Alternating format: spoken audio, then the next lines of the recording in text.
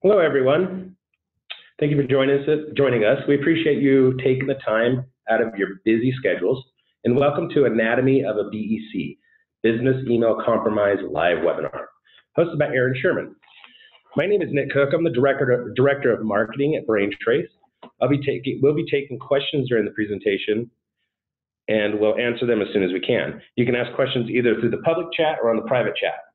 Before we hand this over to Mr. Sherman, I'd like to give everyone a brief description of Braintrace and a brief description of Aaron Sherman, his background. So Braintrace is a premier managed security service provider. Our state-of-the-art Security Operations Center, or SOC, is equipped with leading technology and top industry talent, providing our customers with 24/7, 365 network monitoring and cybersecurity protection.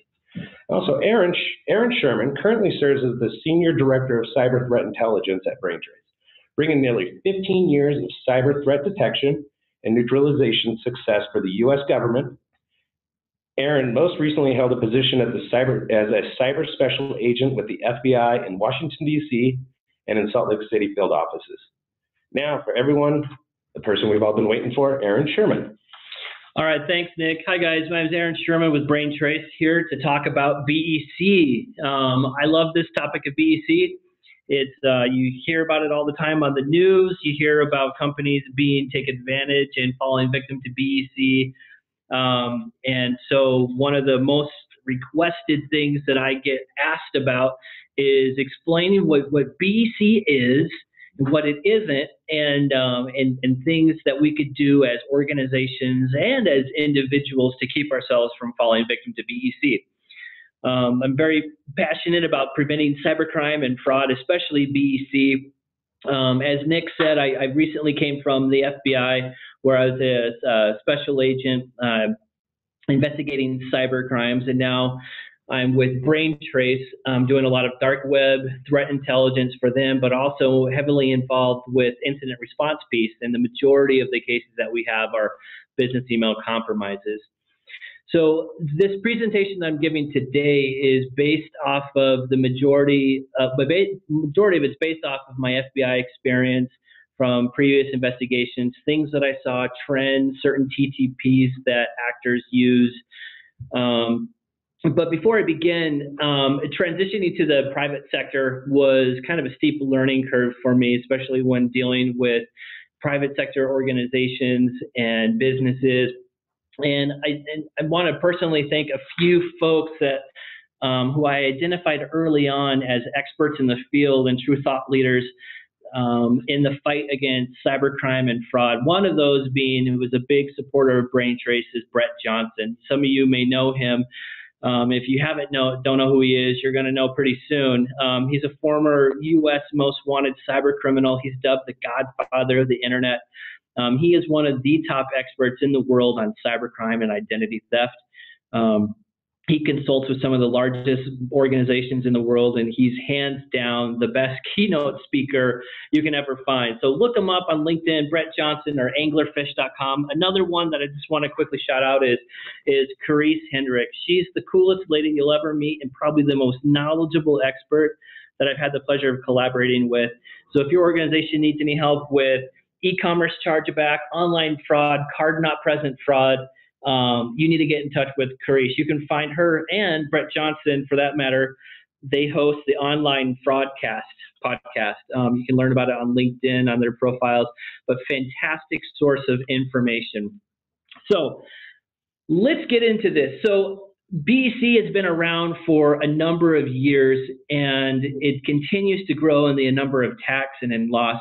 The FBI's Internet Crimes Complaints Center, IC3, reported a total loss specifically from BEC over the past few years of somewhere around $12 billion. That averages out to about $7.7 million of loss a day, which is huge. And the reason why I think BEC is such a big problem is because it's really a social engineering attack. With it's low tech. There's not a lot that you could do to technically safeguard against it with one solution. It takes a layered approach, and it takes a lot of education. When I saw a poll on Twitter asking, what does a BEC stand for? and they had two options. One was business email compromise, or the other one was bacon, eggs, and cheese. And overwhelmingly, 79% of the people thought BEC stood for bacon, egg, and cheese. So there's a lot more education that needs to be done to get out there. So let me just start off. So what we're going to do is I'm going to do a BEC demo. I'm actually going to put you in the driver's seat of an actual attacker conducting an actual BEC. You're going to see from his perspective exactly what he does to identify targets, exploit their security vulnerabilities, and conduct the business email compromise.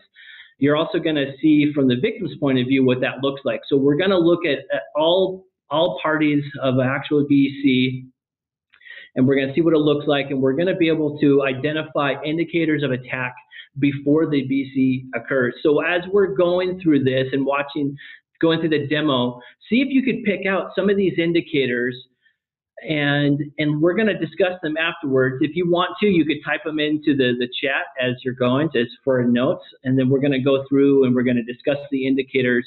And then after that, we're going to talk about defenses and then what to do if you become a victim of a BEC.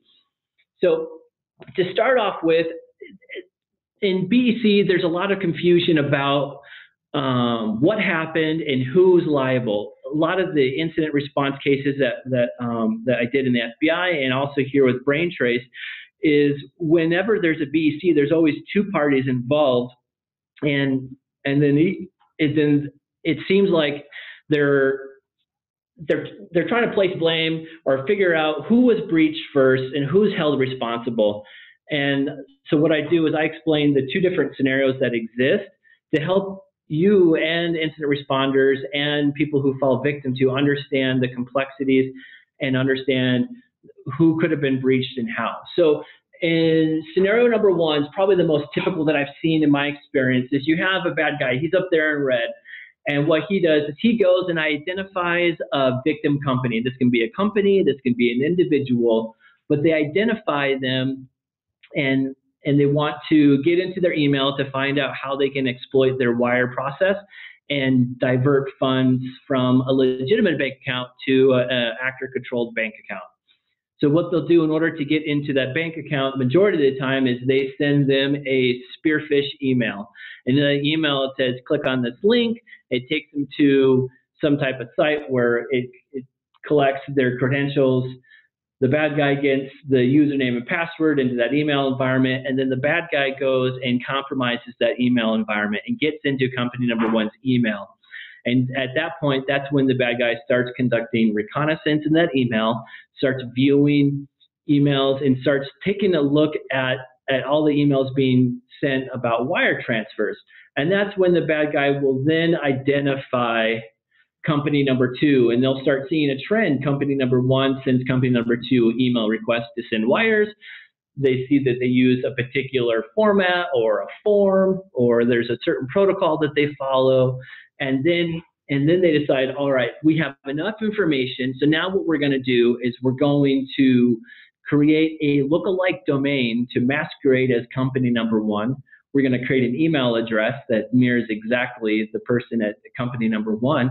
And then we're going to send an email to company number two, pretending we're company number one. But this time, we're going to tell them, hey, our bank account changed. Please wire the funds to our new bank account. So the email goes to company number two. Company number two goes, great. All right, we will send those funds to the new email, to the new bank account. The funds go to the guy here in yellow who represents a money mule.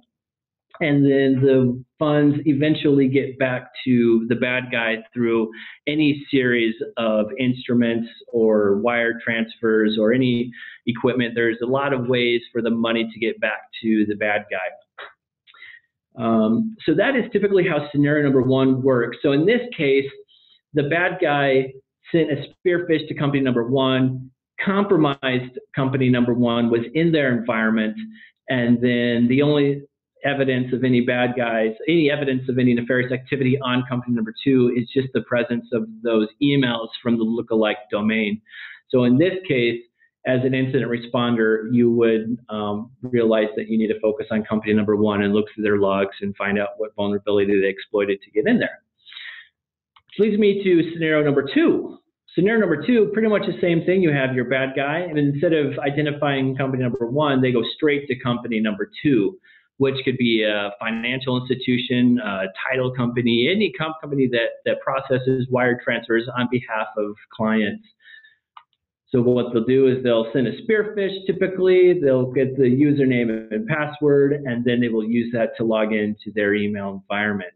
And in their email environment, then they're going to be able to go through, conduct reconnaissance, and then they'll start seeing all these incoming emails from all these different of their clients, in this case, company number 1, and they'll collect all the information they need. They see how the process works. They'll see who in the companies are responsible for this wire transfers, and then once they gather enough information, email signatures, times of days, everything to be within the protocol that they observe, then they'll create their lookalike domain for pretending to be company number 1, and then their email address to masquerade as the person within company number 1, and then they'll send the email to company number 2, say, hey, this is company number 1, please send money to our new bank account, which in this case is a money mule.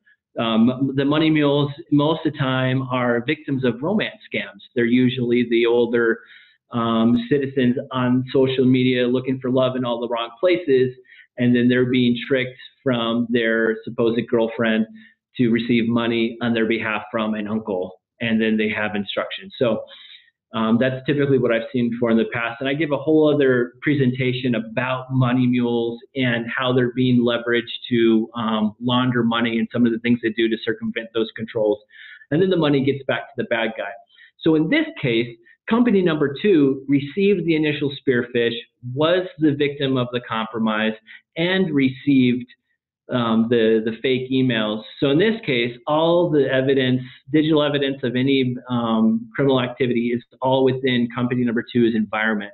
There is no trace of any evidence of anything on company number 1.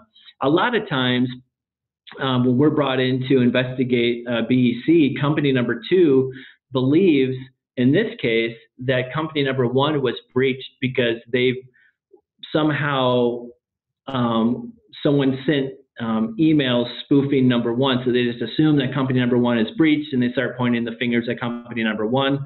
I try to explain to them, no, there's different things that can occur. We just need to take an objective look and look at the logs and look at the emails and the email headers, and we'll get a better idea of what's happening. And then we realize we break the news, and sometimes that's a hard pill to swallow for number 2. So these are the 2 most likely scenarios I've seen in the past couple of years. These scenarios as a foundation, but the bad guys use a lot of different variations. So the guys are always updating their tactics and techniques and procedures, and just to try to outsmart us. But this is fundamentally the 2 most common scenarios that I've seen. So right now we're going to start our demo. To appease the demo gods, I've made a screen recording of switching between the different VMs and doing everything. So as the video is playing, we'll pause. If you have any questions during any of this, please type it into the chat and we'll address the questions. But first we're going to start off, and what we're going to see is we're going to be inside the bad guy's virtual machine.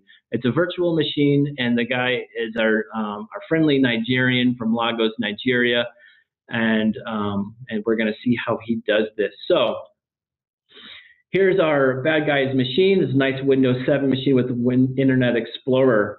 He opens up his Internet Explorer. That's his landing page. Nice Nigerian news. And to show what IP address he's coming from with this VM, it's a Lagos Nigerian IP address with 197.255.51106. So this is important when we start getting into incident response and start looking through logs.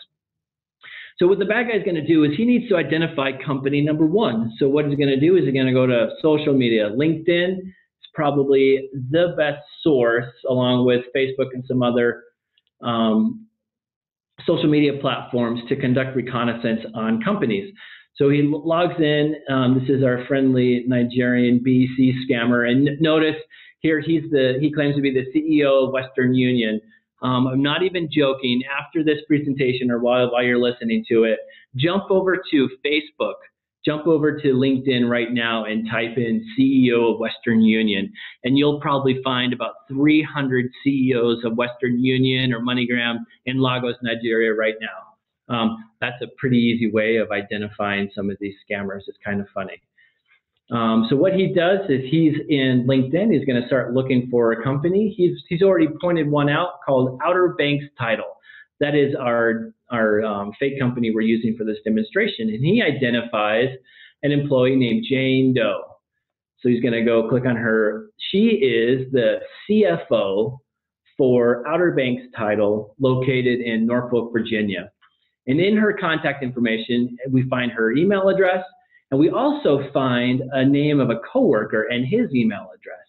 So what we want to do is we want to get into Jane Doe's email so we can conduct reconnaissance. So we got to find out, okay, Outer Banks Title, what do we need to do to get into Outer Banks Title?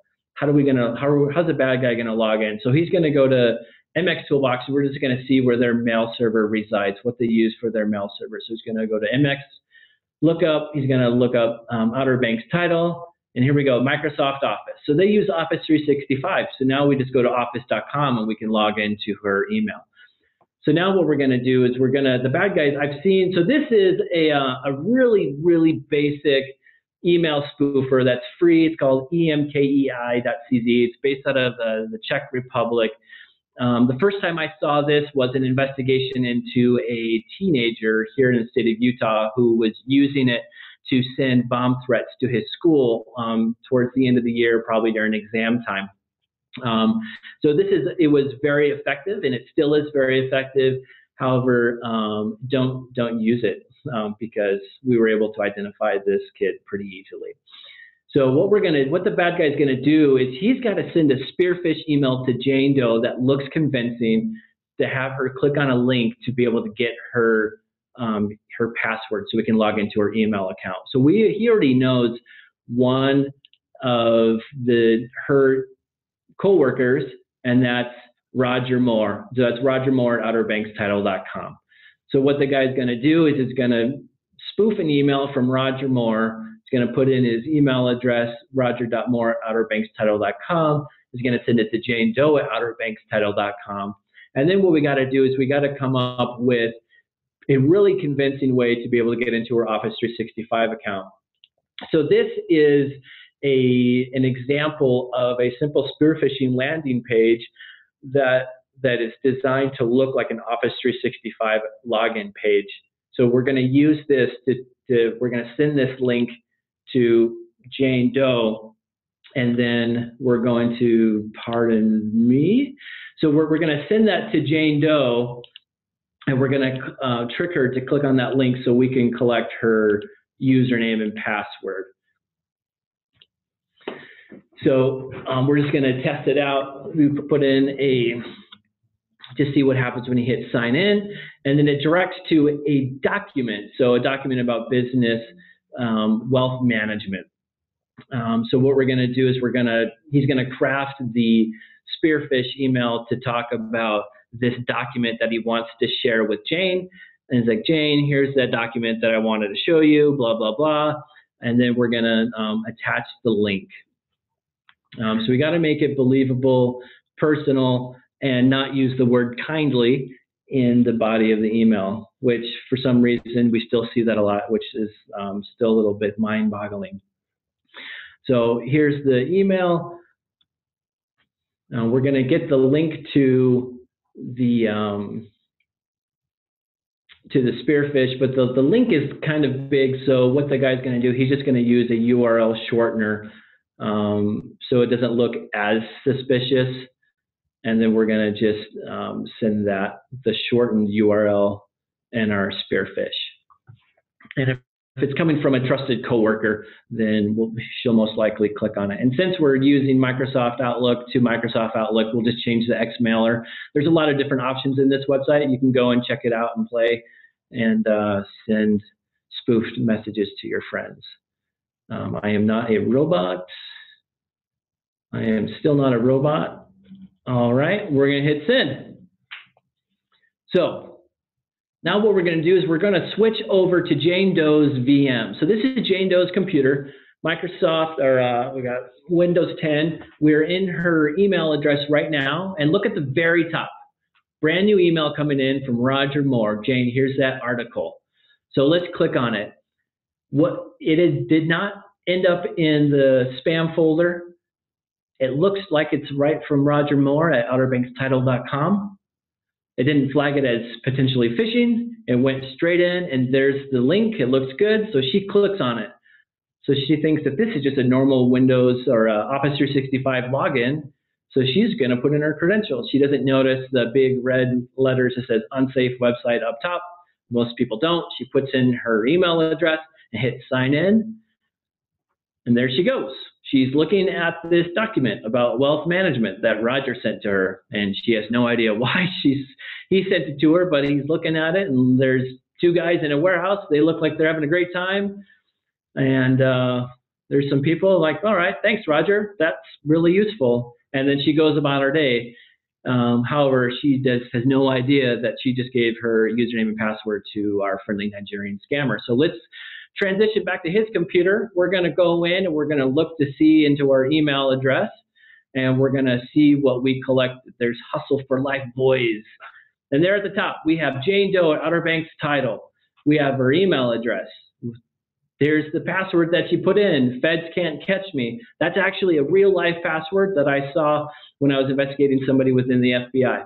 And, well, he was caught. So we have the IP address and the location, geolocation of that IP address. So now we could spoof her IP. We can do something within if we have to. So we're going to log in now to Office 365. We're going to put in jane.doe at outerbankstitle.com. We're going to put in her password. Now keep in mind, this is all from the bad guy's Nigerian IP address, right? So Jane Doe typically logs in from Virginia, and we're coming in from Nigeria, and we're able to get right into her email account. There's no two-factor authentication. There's no improbable login rules preventing this login. So now the bad guy is inside Jane Doe's corporate email account at outerbankstitle.com. And this is when the surveillance and the reconnaissance begins. He's looking through there to find all emails about wires, and so we find one to this John Smith at gobankpass.com. So Jane Doe writes these emails to John, and she calls him Johnny. So now we have a pet name that we could use. We have the structure of the emails that she sends, like, hey, here's another wire transfer for you, and some information about, hey, hope you and Sally had a wonderful Labor Day, and talking about the dog Rover. We have Jane's email signature block. And we see that all it takes is a simple email from Jane to John, and then John wires that money for her. It seems like they're really good friends. So what we have to do now is the bad guy is going to create a fake outerbankstitle.com domain, a lookalike domain with the email address jane.doe, and then interject himself into that conversation and divert funds. So we're going to go just GoDaddy.com. We're going to type in just the normal Outer Banks title, and obviously it's taken because that's the legitimate thing. But what we're going to do is we're going to change that B in Outer Banks to a special B, and I'm just going to hit pause real quick so you could take a closer look at this. So that B right there, I highlighted it because it shows that there is a difference. There's something different with that B, and I'm not sure if you could see it very well on your screens, but I exchanged that B with a Unicode B. It looks almost identical. It looks a little different, but it looks close enough to be convincing. And that Unicode B, we've been seeing a lot of Nigerian and Russian BEC scammers using lookalike domains. They used to use typos or transpositions, or they would, and that we're starting to get really wise to that and starting to really look at it. But now they're starting to incorporate Unicode characters in these domains, and it allows it. And these Unicode characters can look identical to the real English typeset on the keyboard characters. And so that's what they're leveraging now. So that's what I'm doing for this demonstration is this bad guy he's going to buy this domain, outerbankstitle.com, with the Unicode B. It says here that it's taken, and that's because we bought it for this demonstration. So the bad guy creates this domain with the fake B in there, and then he's going to use it. He's going to create a jane.doe at this fake outerbankstitle.com. So this is the bad guy's email account. He just created a jane.doe at this fake outerbankstitle.com. And here, looks like Office doesn't convert the Unicode characters. It uses Punycode instead, which is how the machine reads it. But a lot of times it gets printed out, converted, so it looks identical. So now what the bad guy's going to do before he sends any emails, he's going to use previous emails from the real Jane Doe and use it as a go-by, as kind of a template to send an email to Johnny at john.smith@gobankpass.com. So we're going to type in john.smith@gobankpass.com. We're going to make sure the subject line is what they normally do, so wire request. And then, so we're going to make it as identical as possible so it doesn't raise any suspicion at all. We're going to call him Johnny because that's what she normally calls him. And then here's another wire request. We're going to put in an amount, and what we're going to change is we're going to change the account number. So instead of an account number associated with Outer Banks Title or one of their clients, we're going to put in a bank account that belongs to one of our money mules. So typically an unwitting money mule who's a victim of a romance scam who believes that they're receiving some funds from somebody's uncle within the United States and gives them instructions to go to the bank and pull it out and send it off to another friend of theirs, either via direct wire transfer or in the form of goods. And we're going to throw in some information, some verbiage about Rover, the dog. So it looks like, yep, this has got to be from Jane. Information about Sally, John's wife, just to continue that conversation. So it looks like it's got to be Jane. We're not saying, "Dear John, kindly send money to this account," right? John will probably pick up on that. The email signature block looks great. There's an image. But before we send the email, before we open up a line of communication from directly between the scammer and John Doe, we have to make sure that no communication can actually get to Jane from John. So what we see 100% of the time is the bad guy, before they do anything, they'll create an email rule within the victim's email box.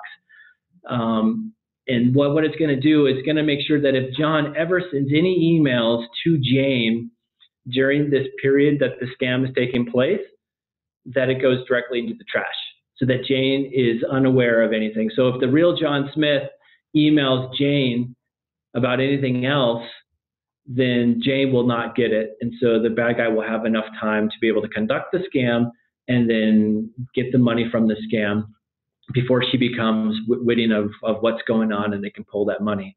So 100% of the time, we always see these email rules being created. So that's another indicator, hint, hint. So we're just checking to make sure it's good. We got the bad guy has the email rules in place. He's ready to jump in and send this email to John from the fake Jane, telling him to wire money to our new account. So we're going to hit send. And it's off. So now we're going to switch over to John Smith's computer at GoBankPass. We're going to see what it looks like. So here's the email that he just received from our fake Jane Doe. Look at the top. What indicators can you see in this email right now that would alert John that this is not a real email? Right? Look at the top. So it says Jane Doe. That's her display name. Jane.doe at outerbankstitle.com. That looks legitimate. However, if you were to look closer at the B, you could probably tell that it looks a little different. But when I'm looking at it now, it looks great. It has the email signature, has the image in the email signature block. It has that's how she structures her emails. She's talking about Rover and Sally. So it looks really legitimate. So it's a new bank account to this guy he's never heard of before, but it looks legitimate, and so they've always been doing this for a long time, and so he's just going to follow their normal protocol. He's going to send the wire, and then he's going to respond back, and that looks legitimate as well. And so he's just going to say, Jane, I just sent out that wire for you. Hope you're doing well, Johnny. All right, so we just sent confirmation that the wire was sent. And then we're going to switch back over to the bad guy's computer. We're going to see a response back from John. It's going to be like, great, he sent out the money. So then what we're going to do, just for fun, usually they'll back out now, but a lot of times we see persistent attempts to extract more money out, but just for fun, we're just going to say, thanks, Johnny. Great, perfect. And that's it. So that is a very simplified version of how a business email compromise is conducted. Sometimes there's a lot of different little variations, a little different techniques that they can employ. But in the heart of it, that is that's how it's done. So let's talk about indicators of attack. If you guys notice anything during the demo, go ahead and type it in, or if you have any questions, type it in. But I have some listed here that I'm sure all of you had noticed, right? So let's start from the beginning. The bad guy had to conduct reconnaissance and identify a target to go after. On social media, if Jane Doe saw that Isa, the CEO of Western Union, looking at her account, that might be something that she can notice, right? A lot of times, I mean, even on my LinkedIn, I see people look at it and I don't know who they are, but I don't think twice about it, right? So it's not a silver bullet, but there's just little indicators that that people are looking at your information, especially LinkedIn requests to connect. If you don't know the person that you're connecting with, unless it's me, of course, don't accept it, right?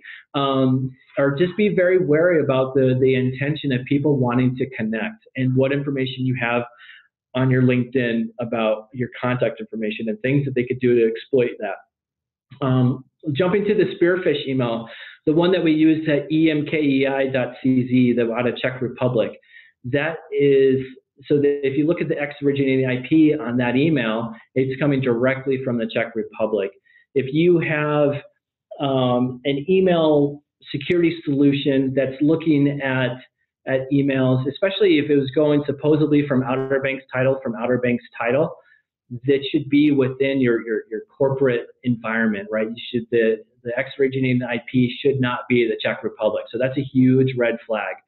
That's something that the typical user won't go through and look at the email headers to verify and validate incoming emails, but you should have an email protection solution that does that automatically for you and flags those. If you notice that spoofed email that came in from that Roger Moore was not flagged as phishing or any type of scam, it got directly into their inbox with no indication to the end user that there was a problem.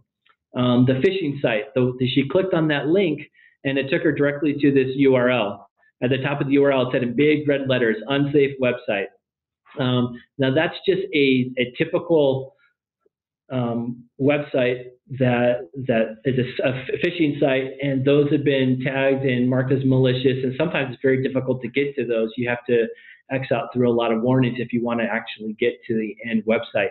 We just did, as part of Braintrace, as part of a pen test, we did a very sophisticated phishing service where we created a lookalike domain as for one of the client who paid us for the pen test, and we mimicked the same digital certificate for the website. It looked legitimate. There was nothing about it that was fraudulent, and had the green little lock in the URL, which people have been trained to look for, to trust, and that worked just perfect, right? So some of these phishing sites are very sophisticated and convincing.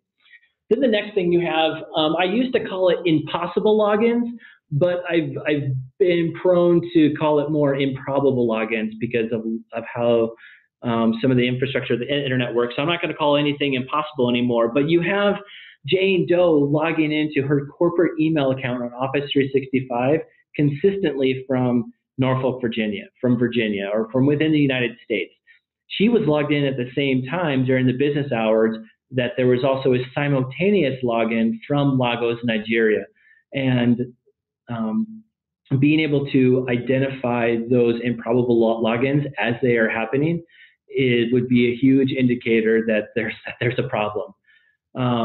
Another one are changes to email inbox rules. So on 100% of the cases that we investigate, these bad guys go in, and because they need to cut off communications between the two parties in the scam so that the scam can work and have enough time to be able to conduct properly and to cash out with enough time before they get caught. So they'll create these inbox rules saying all emails go to trash, or all emails from the other organization go to trash, so that they are unwitting and unaware that something's going on. So if you start noticing these inbox rules that you've never created, that's an indicator.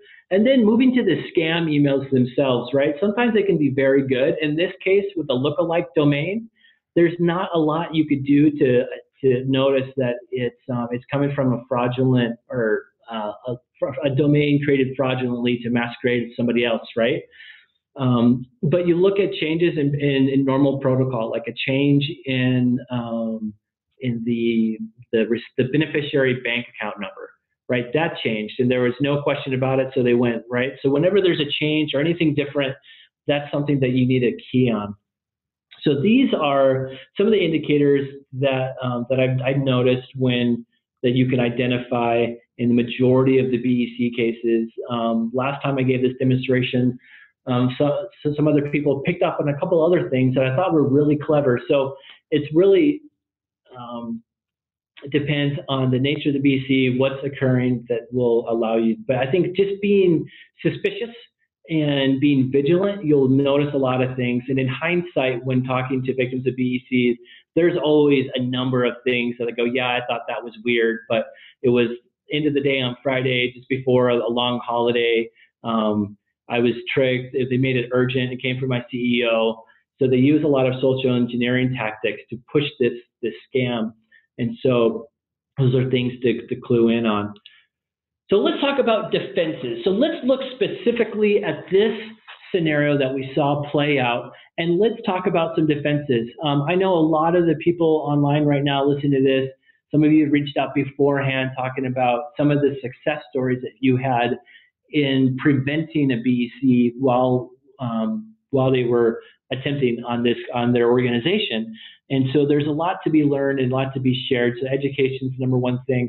So let's look at some of the defenses that could have been in place to prevent this BEC from happening. So we have our bad guy right there. He sent a spearfish, and then with that spearfish, he attempted to log in. So how do we prevent that initial spearfish from happening, right? There's a lot of email security solutions out there, Mimecast being one, Proofpoint being a really good one. Those are really good at catching these malicious emails from coming into your environment. One, they're really easy to catch because they'll have links going out to malicious sites. They'll have attachments that are malicious. Those are easy to get. But some of these more advanced email security providers have a lot of threat intelligence behind their alerting, which are very good. If you have any questions about any solutions, you can reach out to us at Braintrace, and we'd be happy to point you to some of these solutions. Another way and then we got to prevent this login, right? So there's a number of different ways that you could prevent these improbable logins, impossible logins, right? So if you have the user logging in from the United States, Western United States, Virginia, then all of a sudden you have a login immediately at the same time from Lagos, Nigeria. You need to have something in place within your environment to be able to monitor and detect and prevent those logins. The easiest way to prevent any type of login enabling multi-factor authentication, two-factor authentication, any way to authenticate the users and to confirm their identities before allowing them onto that environment. Right now, the majority of all the service providers have this, and you can enable it. It's for free. So if anybody is not have this enabled, they should do it today to prevent that from happening. If Outer Banks Title had two-factor authentication enabled, the bad guy wouldn't have been able to get on, right? It's not a silver bullet, as we've seen in a lot of research recently, but it's just an added layer of security to prevent a lot of nefarious login attempts. And let me just say real quick about the bad guys getting access to credentials to log into organizations, right? The number one way I've seen it is by phishing attempts, right? You see these emails coming in to try to trick these people from clicking on a link and unwittingly providing their username and passwords. There was an investigation that we were conducting into a Russian online cyber criminal group, and when we got access to their forum, we were seeing that they were all collaborating and aggregating and collecting hundreds of thousands, millions and billions worth of username and passwords that have been shared across the internet and paste bins of compromised credentials. And they were taking these compromised credentials and aggregating them and making them searchable. So if they were going to target an organization, let's say, for example, Outer Banks Title, they would throw in the domain outerbankstitle.com and see what credentials have been exposed, like in the LinkedIn breach back in May of 2016. They could have found out Jane Doe's password in a breach like that and used that to log into her email, right? It doesn't necessarily need to be a spearfish. That information, there are billions and billions of compromised user credentials out on the dark web right now. And that's a service that Braintrace offers as well, is we're able to level the playing field between our clients and the bad guys by letting them see what their exposure really is on the dark and deep web as far as compromised credentials, and showing these CISOs users that are vulnerable, and we're able to do some reverse password analysis, which is pretty cool, to show users they might have different passwords for every single account, but they probably use the same base password and just have a little different number at the end of the password, which the bad guys are able to see and leverage that to attack these organizations. So we have stopping the emails and we have preventing the logins.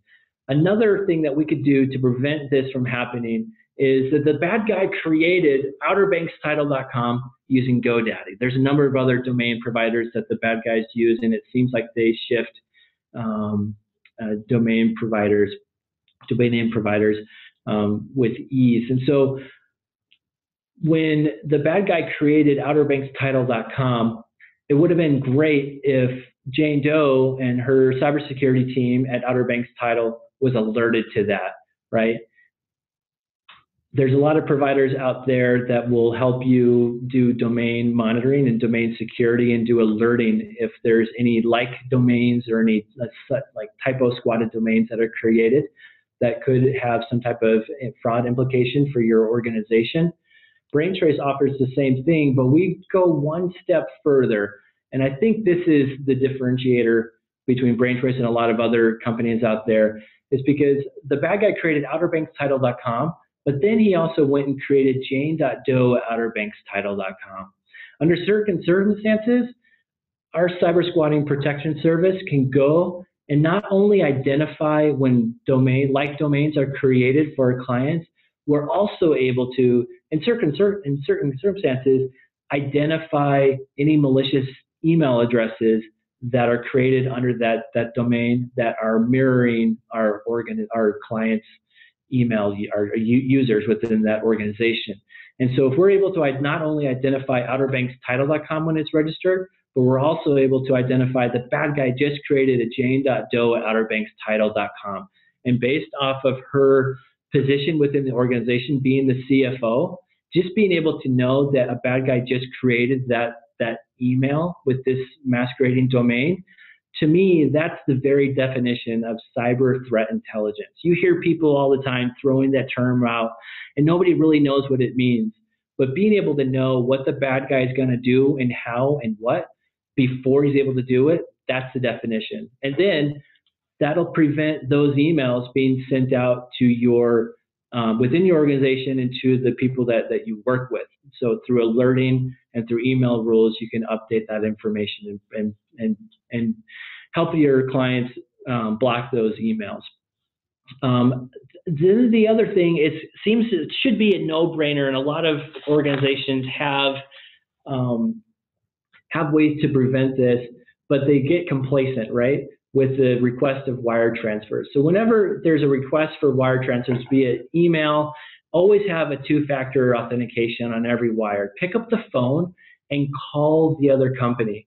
I've had, there was this BEC that I was investigating where they didn't pick up the phone and call. It was this small company calling a bank or emailing a bank and asking them to send a wire transfer. They broke their protocol because they were complacent, and they sent the money out, and then they lost their money.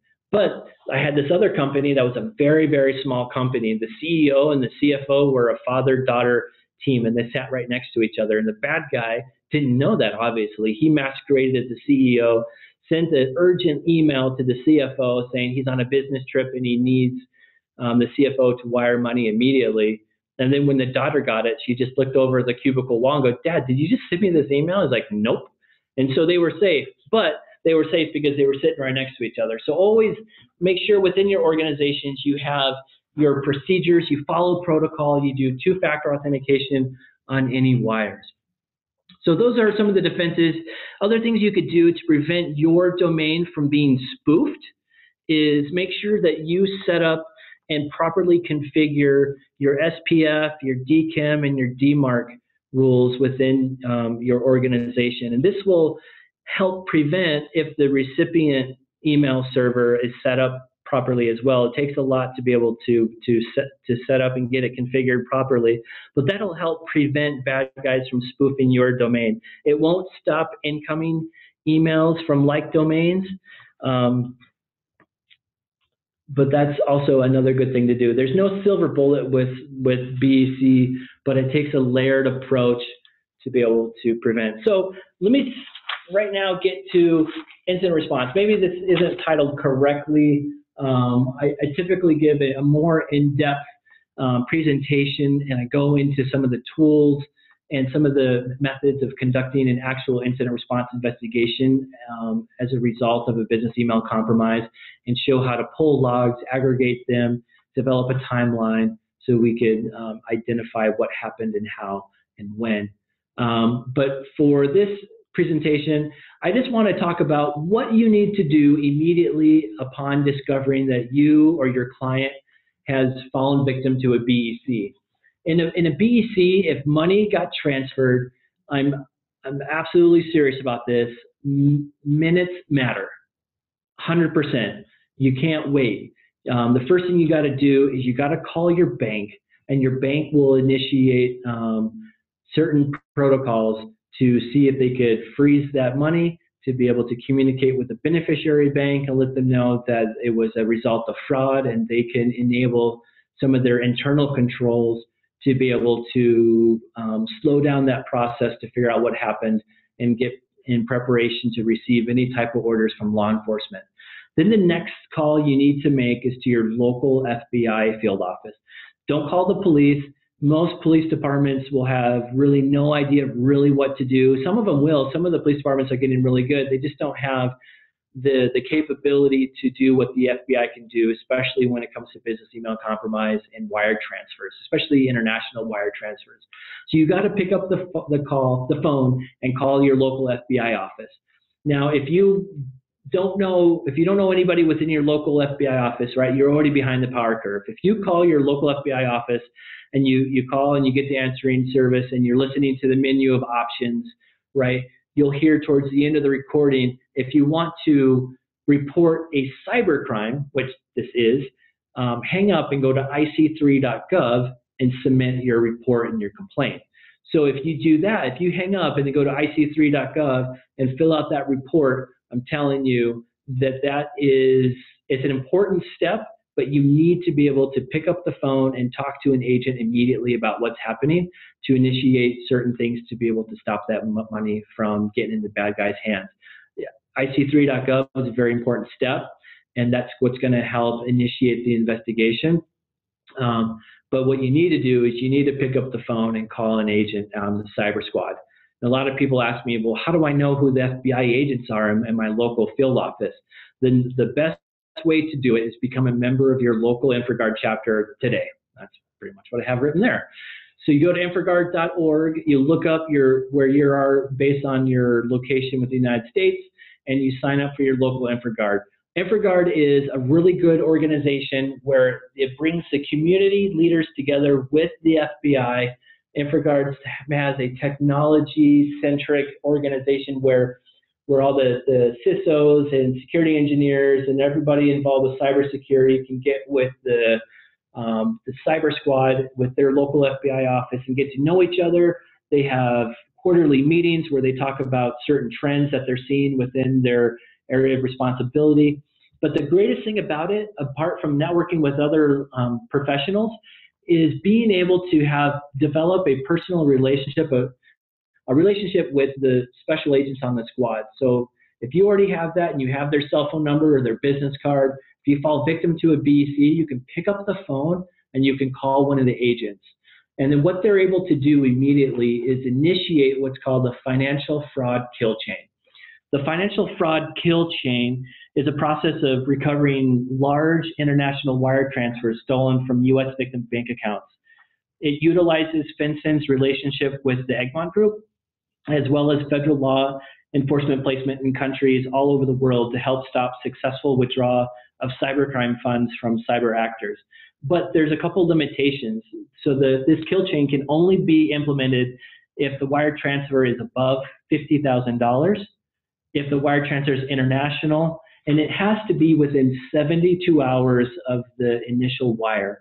If it's outside of that window, there's nothing that they could do. Just a couple of stories. As an FBI agent, I was involved with both overseas wire transfers and domestic wire transfers. We had an overseas wire transfer that was initiated. A victim company on the East Coast had their bank on the West Coast. A bad guy got into the victim company in the East Coast, masqueraded as them with a like domain, sent an email request to the bank on the West Coast and asked them to wire, it was close to $1 million to a bank account overseas. And this was done on a Friday afternoon, and there's a banking holiday on Monday, so the bad guys knew exactly what they were doing. So the money was sent. The East Coast victim company didn't find out about the wire transfer until the following Wednesday, well outside of that window. But what they did is that we had a good relationship with the bank. They called us immediately. We were able, it was outside of that window, but we were able to contact our FBI agents in the embassy of the country that receives that wire. A lot of people don't realize that the FBI has agents all over the world, and almost every single embassy, they have a legal attaché office, which is code word for FBI. And there's FBI agents who work with foreign law enforcement entities all over the world. So we were able to contact them and say, explain the situation. They got with their local law enforcement counterparts, and they actually surrounded the bank. They got with the bank and they found out that the money wasn't withdrawn first, but it was outside of that window. So they surrounded the bank, and then they saw 3 Nigerians in this country that stood out, and then they saw them go in, and they withdrew the money from the bank, and they arrested them on the spot, which is a great success story. So we were able to get that money back to the victim minus the wire fee. The other thing was the domestic wire transfer. So unless your bank can pull that money back immediately, if you were able to tell them, a lot of times domestic wire transfers are a lot more difficult to stop and freeze. And the bad guys know this, so they're leveraging U.S.-based money mules to launder that money out, then receive that money and then take it out and send it to them through other means. And so what we're able to do is we were called by the victim company immediately when it happened. We contacted the bank, and the bank said that that the beneficiary of that money on the receiving account already came to the bank and withdrew that money. So what we did was we contacted the local sheriff, and this was out in the middle of nowhere, Oklahoma. We contacted that sheriff, and we said, "Sheriff, this is Special Agent Aaron Sherman from the FBI." And he's like, "FBI?" I'm like, "Yeah, this is the FBI." Like, "What do you need?" I'm like, so I explained the situation. He said, "Oh, I'm on it." So he went lights and sirens all the way to this guy's house, and he knocked on the door, and he said, "FBI, open the door," right? He thought he was deputized, I guess.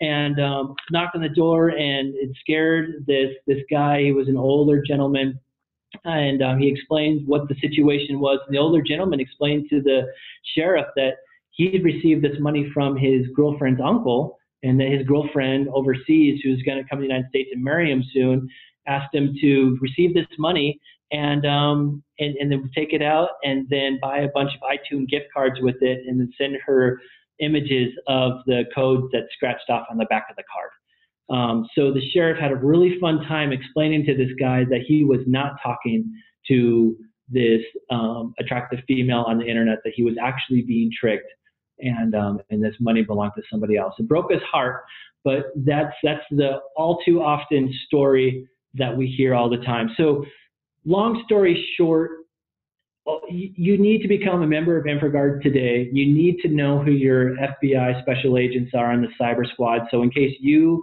a client, or someone that you're close with falls victim to a BEC, you pick up the phone, you call an FBI agent right away, and then follow up with the internet complaint on ic3.gov. So that is the presentation. I know we're getting close to an hour here, so I want to thank you all for attending. If there's any questions, please type them in. Otherwise, visit us at braintrace.com. Link in with me. There's my LinkedIn right there, Aaron Sherman. Ask questions. BECs are always evolving. We're always seeing new tactics. There's a lot of groups out there that are sharing information. If you're interested, contact me and I'll put you in touch with the right people. There's a lot of resources out there. Visit us at Braintrace to see what we're doing to protect against this with our cyber squatting service, our compromised credentials, find out what your exposure is on the dark web, what we could do to monitor your Office 365, your G Suites, your Box, your Salesforce environments to ensure that bad guys aren't getting access to that. We're just an extra set of eyes to protect you from this threat and all the other threats that are emerging. But I thank you for your time. I'm going to pass it over to Nick. Thank you so much, Aaron. Your presentations are always great. I love them. They're just fantastic. And thank you, everyone else, for joining us. I will be sending out the slides for this presentation tomorrow. We'll have the video as well, so you guys can all go over this. We also recorded this, so if you want to just go through the full recording, more than welcome to. And if any of you guys have any questions, like Aaron said, please feel free to contact us at braintrace.com, or you can give us a call. We can help out with dark web services, managed security service, and of course, advisory services. And thank you again, and everyone have a great afternoon.